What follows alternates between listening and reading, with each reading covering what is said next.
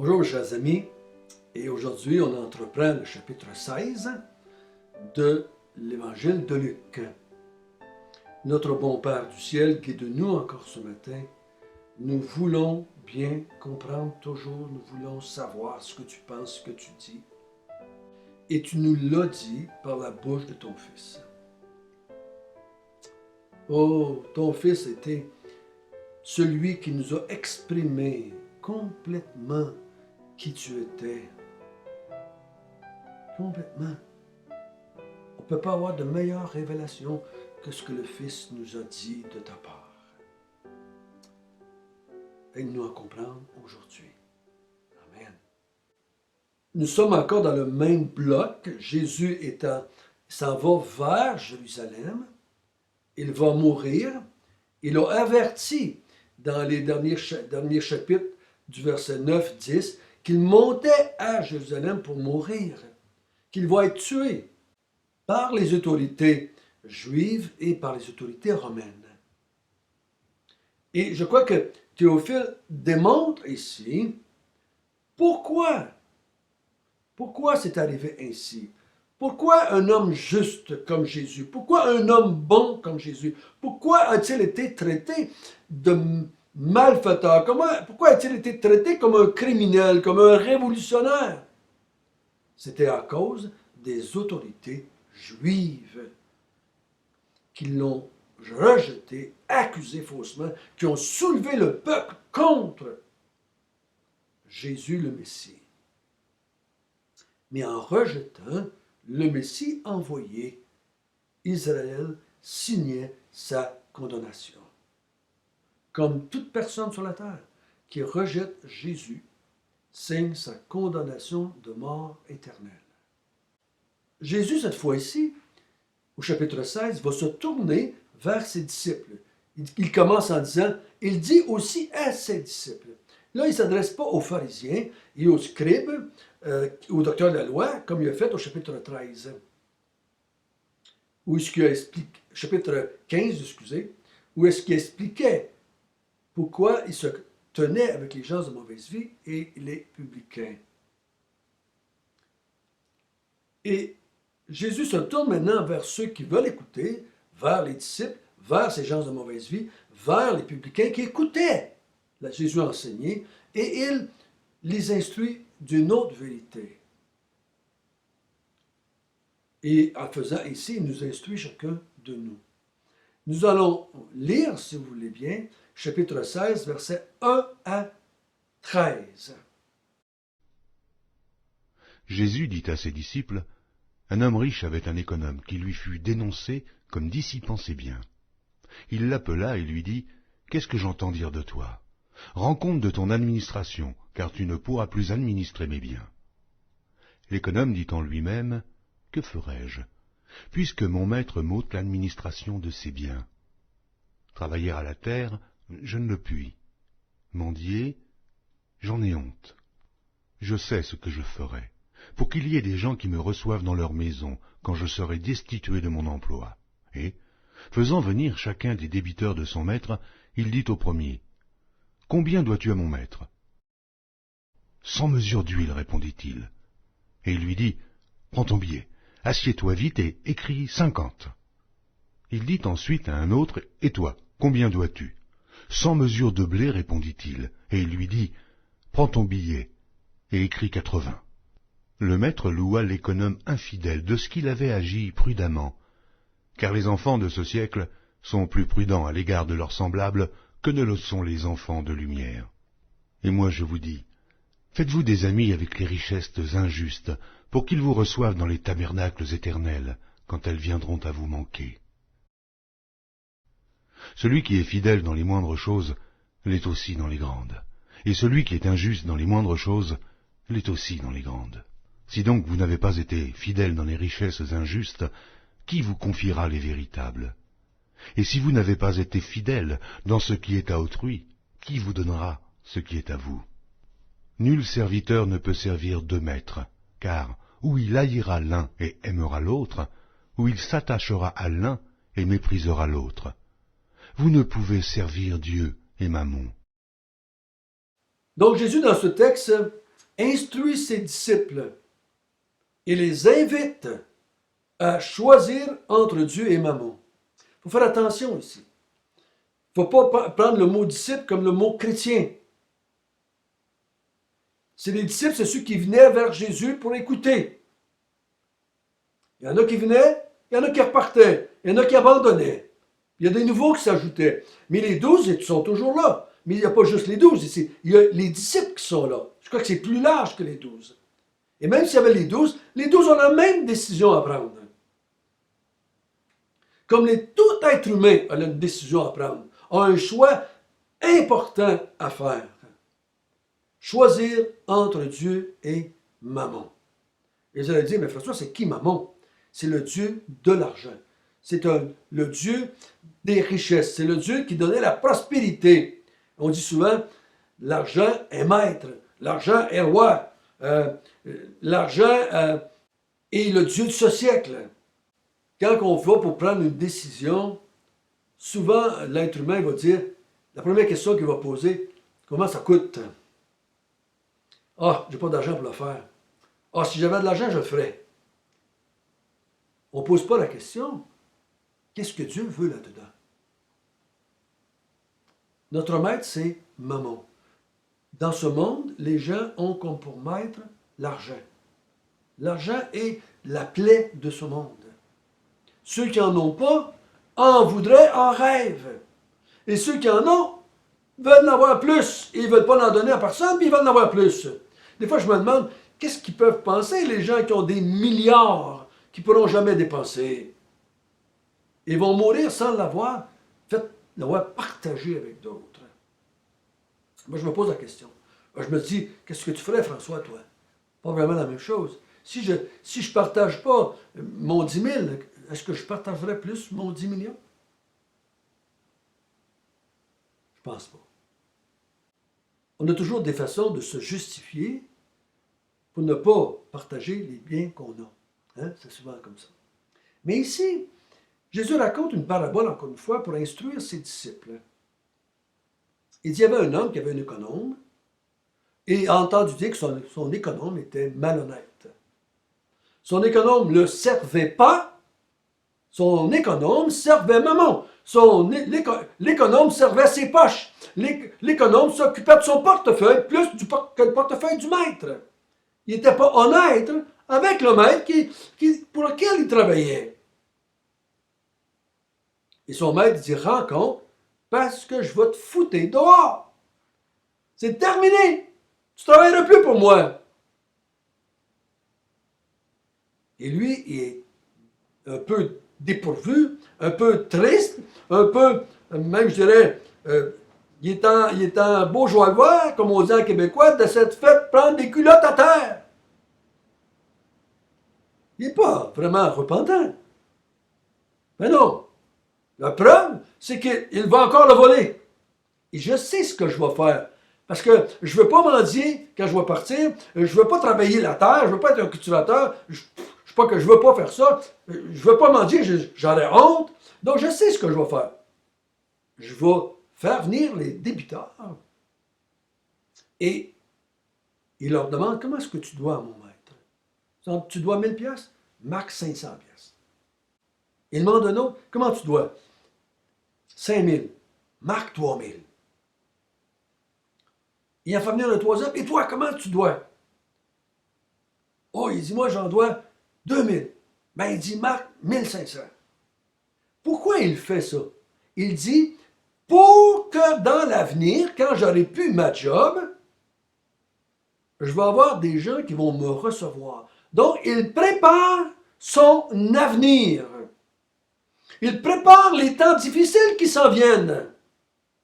Et le maître, quand il entend dire ça, en plus de l'avoir volé, maintenant il vole encore. Mais le but, c'est pas de dire que le maître admire le gars qu'il vole, mais il dit, tu as agi en homme avisé, en homme prudent, en homme qui a prévu pour l'avenir. À la fin du verset 8, car les enfants de ce siècle sont plus avisés à l'égard de leurs semblables que ne le sont les enfants de lumière. La question qu'on peut se poser ici, c'est qui les enfants de ce siècle et c'est qui les enfants de lumière? Les enfants de ce siècle ici, c'est les hommes, les femmes, comme cet économe-là. C'est des hommes et des femmes qui pensent à leur avenir, agissent en fonction de l'avenir, prévoient pour l'avenir. On appelle ça des gens avisés, des gens prudents, des gens sages. On prévoit pour la vieillesse, on prévoit pour avoir de l'argent de côté. On prévoit pour l'avenir. Ici-bas, on sait qu'on a un paiement à faire à la fin du mois et on prévoit. On appelle ça quelqu'un d'avisé. Quelqu'un qui ne le fait pas, on dirait c'est quelqu'un qui est pas prudent, quelqu'un qui manque de sagesse. C'est quelqu'un qui n'a pas toute sa tête. Il n'a même pas prévu pour cela. Les gens avisés. On prévoit pour l'avenir. Ils y sont plus sages, plus avisés que les enfants de la lumière. C'est qui les enfants de la lumière? C'est qui les enfants de la lumière? Je crois que dans notre contexte ici, c'est les Juifs. Les gens qui avaient reçu la parole de Dieu. Les gens qui avaient reçu la loi et les prophètes. Les gens qui avaient reçu le Messie chez eux, dans leur pays. C'est eux autres les enfants de la lumière. Et eux autres sont moins prudents que les enfants de ce siècle. Demain, on va voir que le verset 14 dit « Les pharisiens écoutant ceci, ils étaient avares. » Voyez-vous, les pharisiens écoutent et ils sont avares. C'est pour ça que Jésus compte l'histoire. Il y a des gens alentour, et je dirais une grande partie des gens sont avares. On pense à nous et à notre poche. Et on est très prudent face à l'avenir.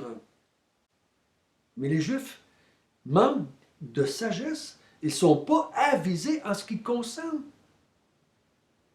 le royaume de Dieu. Et c'est pour ça que Jésus dit, à partir du verset 9, il dit « Faites-vous des amis avec les richesses injustes. » Il dit, lui, il s'est fait des amis avec les richesses injustes pour qu'ils le reçoivent quand il est temps pour en manquer.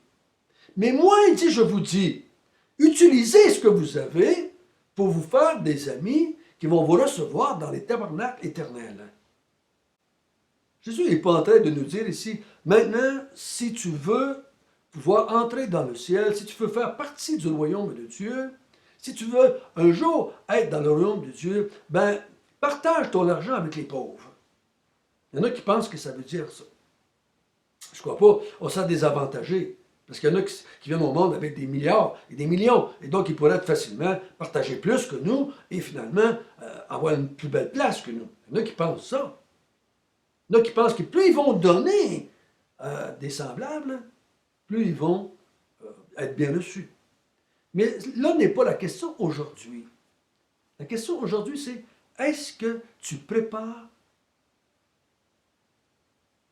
qu'est-ce qui va se passer après ta mort? La façon que tu te comportes aujourd'hui, la façon que tu gères ta vie aujourd'hui, la façon que tu gères tes biens aujourd'hui, est-ce que tu agis en enfant de lumière ou en enfant de ce siècle? Tu prévois pour l'avenir, ici-bas, mais est-ce que tu prévois pour l'au-delà? Est-ce que tu prévois pour le jour que tu vas partir de ce monde?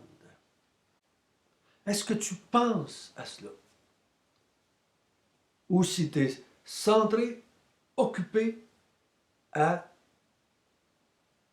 ta vie ici-bas?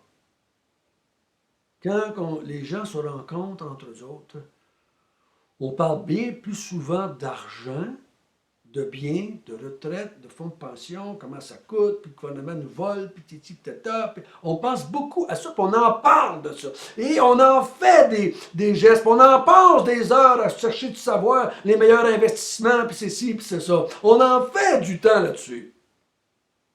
Jésus dit, est-ce que tu prépares ton avenir, mais que tu partes ici-bas et que tu fasses face à ton maître, ici qui était le propriétaire, mais que tu fasses face à ton maître. Est-ce que tu as préparé ton avenir? Est-ce que tu as préparé le moment où tu vas quitter ici-bas? Est-ce que tu utilises tes richesses que tu as, ta vie, tes talents, tout ce que tu es, en fonction de l'au-delà, d'une vie après la mort? C'est intéressant, hein? Vous pouvez vous asseoir dans une veillée où il y a 10 personnes, 20 personnes, et on va parler toute la veillée de toutes sortes de choses, mais on ne parle pas de l'au-delà. C'est tabou. C'est tabou. On n'en parle pas de ça. Jésus nous dit ici, vous devez vous repentir d'avoir voulu Mammon plus que Dieu. Vous devez rejeter Mammon et vous tourner vers Dieu. Vous devez prendre votre choix. Vous devez faire votre choix et choisir Dieu et non pas Mammon. Ça va se manifester. Ton choix va se manifester. Mon choix va se manifester. Quand je vais te regarder vivre, je devrais voir le choix que tu as pris. Oh, chacun de nous, ça va se manifester différemment, dépendamment qu'on est une femme, qu'on est un homme, qu'on est jeune, qu'on est moins jeune, qu'on est éduqué, moins éduqué. Hein? Ça va se manifester différemment. Mais en te regardant et en t'écoutant, je veux savoir que tu prépares, que tu es avisé et que tu prépares ton éternité, que tu réfléchis sur l'éternité. Combien de fois j'ai demandé à des gens, qu'est-ce que tu as fait? Qu'est-ce que tu fais pour te préparer? Mais que tu partes de ce monde. Il y a toutes sortes de façons de répondre. Il y en a qui disent, il n'y a rien après la mort. Il y en a qui disent, Dieu est bon, il va tout nous accepter. D'autres disent, moi, je n'ai jamais rien fait de mal à personne, donc Dieu va m'accepter. Il y a toutes sortes de façons de faire face à ce qui s'en vient. Mais ici, Jésus dit, sois sûr que ce n'est pas Mammon, ton Dieu, que c'est le Dieu d'Israël, le Dieu qui a créé le monde, le Dieu qui avait envoyé Jésus sur la terre. Tu vas savoir si tu as accepté Dieu dans ta vie, tu l'as choisi lui, tu vas te tourner vers celui que Dieu a envoyé, qui était Jésus, et tu vas demander à Jésus, dans la repentance et la foi, transforme ma vie, change ma vie, pour me préparer à vivre dans le royaume des cieux en tant que serviteur et servante. Es-tu un homme ou une femme avisée? Notre bon Père du ciel, il y a plusieurs années, j'ai choisi Dieu. J'ai rejeté Mammon. Car Mammon n'amène que la mort et la destruction. Mammon, ceux qui se tournent vers Mammon, qui en font leur Dieu, vont être condamnés, rejetés et détruits. Mais ceux qui acceptent Dieu, ceux qui se tournent vers Dieu, vont le manifester premièrement en recevant celui que Dieu a envoyé, qui est Jésus-Christ. Ce que les pharisiens et les scribes, les sadducéens, les autorités religieuses juives n'ont pas fait. Au contraire, ils vont crucifier celui que Dieu a envoyé, manifestant ainsi que Mammon était leur Dieu. Ô Seigneur, dans ta grâce, pousse des gens, aide des gens par ton esprit. Utilise-nous, tes enfants, nous qui avons déjà choisi Dieu dans notre vie. Aide-nous à appeler d'autres personnes à s'éloigner de Mammon et à se convertir à Dieu. C'est au nom de Jésus qu'on te prie. Amen.